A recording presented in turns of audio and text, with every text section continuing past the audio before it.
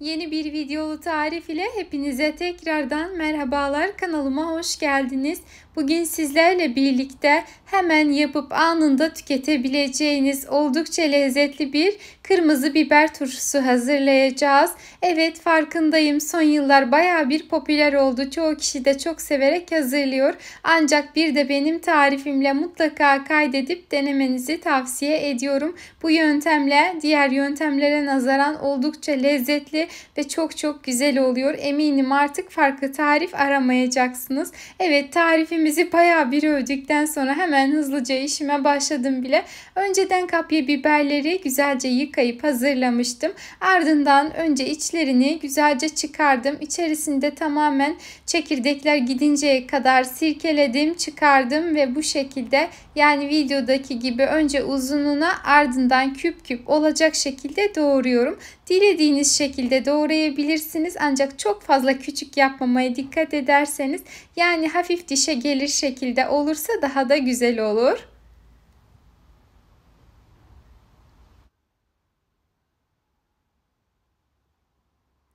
Bu arada kanalımda birbirinden farklı, lezzetli, ilginizi çekebileceğini düşündüğüm çok güzel tariflerim mevcut. Dilerseniz kanalımı ziyaret ederek diğer tariflerime de göz gezdirebilirsiniz.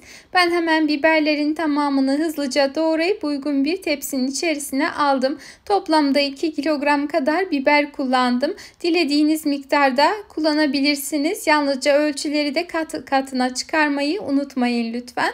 Uygun bir tencere aldım. Geniş olmasına dikkat ederseniz daha güzel olur. Hızlıca içerisine 1,5 çay bardağı kadar sıvı yağ ekledim.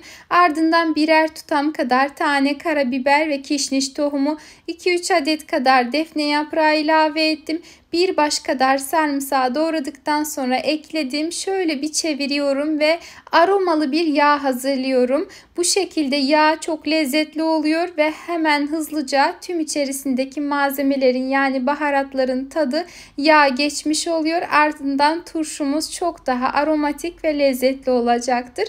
Gördüğünüz gibi hemen peşinden de biberleri içerisine ilave ettim ve ara ara karıştırarak ortalama 4-5 dakika kadar orta ateşte bu şekilde soteledim. Çok fazla kızartmanıza veya pişirmenize gerek yok. Sadece biraz renginin değişmesi, hafiften kızarmaya başlaması yeterli olacaktır. Hemen ardından üzerine 200 ml kadar elma sirkesi ve 400 ml kadar da su ilave ediyorum. Su ılık veya kaynar olursa daha güzel olur. Yani direkt üzerine kaynayan bir şeyin, sıcak bir şeyin üzerine soğuk eklemezseniz daha iyi bir seçenek olacaktır. Hemen gördüğünüz gibi tencerenin kapağını kapattım. Ardından kaynamaya bıraktım. Kaynamaya başladıktan sonra 1-2 dakika kadar kaynaması yeterli olacaktır. Diğer taraftan yarım demet kadar maydanozu önceden yıkayıp kurumasını beklemiştim.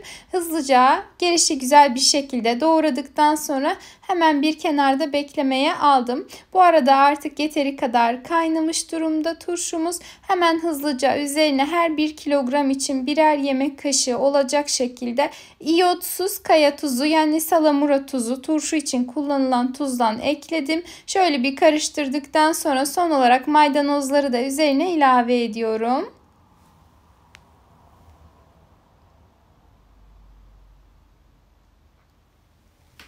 Maydanozu ekledikten sonra hemen ocaktan almayalım. Onun da üzerinde herhangi bir, ne kadar yıkamış olsak da bakteri veya soğukluk olabilir. Yani soğuk olduğu için turşumuzu bozabilir. Yani bu şekilde bozulmaz aslında, ama kavanozlayacağımız için her şeyi garantiye almak zorundayız. O yüzden mutlaka 1-2 dakika kadar da o şekilde maydanozla birlikte pişirelim. Yani tamamen sımsıcak olsun. Herhangi bir bakteri veya herhangi bir şey sıkıntı yaratmasın bizler için. Kavanozlayıp uzun müddet saklayabilmemiz için bu gerçekten çok önemli.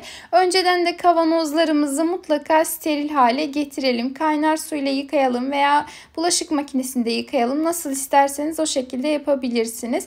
Kavanozların kapaklarını da yine aynı şekilde farklı farklı bir tencerede güzelce kaynattım. Kaynar suyun içerisinden aldıktan sonra hemen kapaklarını o şekilde hızlıca kapatıyorum. Genelde tüm konserve tariflerimi bu şekilde uyguluyorum. Sizlere de tavsiye ediyorum. Islak olan şeyler için kullandığınız kavanozların veya kapaklarının hafif nemli olması sıkıntı çıkarmayacaktır. Ancak reçel gibi tariflerde özellikle tamamen kuru olmasına dikkat ederseniz daha da güzel olur. Hemen sıcak sıcak kavanozların ağzını sıcak kapaklar ile hızlıca kapatıyorum. Bir iki defa geri açıp tekrardan kapatırsanız hızlıca vakumlanacaktır. Vakumladıktan sonra ise asla ters çevirmiyoruz. Biliyorsunuz ki çok zararlı. Herhangi bir etkileşim veya farklı bir durum olmaması için ters çevirmeden bu şekilde saklıyorum. Yan yana aldım, üzerlerini örttüm, bir gece kadar dinlendirdim. Ertesi gün bu hale gelmiş durumdalar. Gerçekten hemen hazır bir turşu. Yani bugün hazırla, ya ister yarın ye, ister 2 yıl sonra ye, ister 3 yıl sonra, hiç fark etmez. Kullanım koşullarına uyarsanız eğer ve de hazırlarken gerçekten de olabildiğince steril bir ortam yaratırsanız uzun süre ilk günkü tazeliğini koruyacak çok lezzetli bir turşu yapmış olursunuz. Gördüğünüz gibi gerçekten de lezzetli görünüyor. İster kahvaltıda ister yemeklerin yanında afiyetle tüketebilirsiniz. Mutlaka kaydedip denemenizi tavsiye ediyorum. Denedikten sonra deneyecek olan herkese fikir olmak amaçlı deneyimlerinizi yorum kısmında bizlerle paylaşmayı ihmal etmeyin lütfen. Bir sonraki videolu tariflerim için kanalıma tamamen ücretsiz bir şekilde abone olarak bildirim zilini açabilirsiniz. Yeni videolu tariflerimin devamı için destekleriniz benim için çok çok önemlidir. O yüzden şimdiden yapacağınız beğeni ve yorum için hepinize ayrı ayrılıkta teşekkür ediyorum. Bir sonraki videolu tarifimde tekrardan görüşmek üzere.